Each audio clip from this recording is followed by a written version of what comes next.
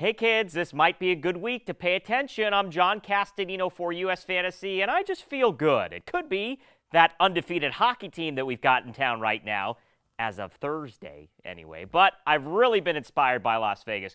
We're not just a city to come and have fun on a long weekend. We are a real community with real heroes, and it's been amazing to see Vegas strong in action.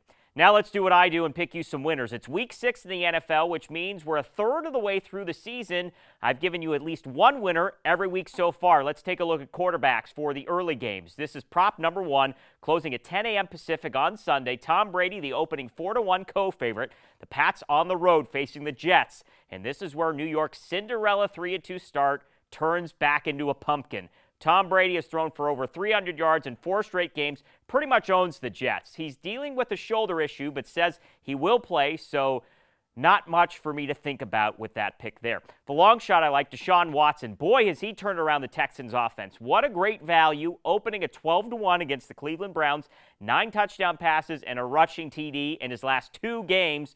The Browns are still the Browns. I love a play on Watson. Running backs for the early games. This is a bit of a free-for-all as no one really stands out on this prop. Aaron Jones opening at 6-1 for the Packers. He caught lightning in a bottle last week, racking up 125 yards and a score. I have a caveat with this pick. Check the injury status of Ty Montgomery. Make sure he doesn't suit up before you put your ticket in on Jones. An alternative I'm high on, Carlos Hyde. Brutal week last week, only 11 yards on the ground, but at 10-1, I think this is a plus matchup against the Redskins. Washington's run defense is solid, but I feel like the game is going to dictate a large workload for Hyde. Let's look at wide receivers for the late games. This prop closing at 1:05 Pacific Sunday. Demaryius Thomas has yet to have a breakout game this season. In fact, he hasn't scored a touchdown, but I think it happens this week at home against the Giants, who are crumbling. The New York pass defense, that's pretty good, but it's only a matter of time before they break down like the offense has. Thomas opening at 8-1. And Michael Crabtree, he's at 10-1.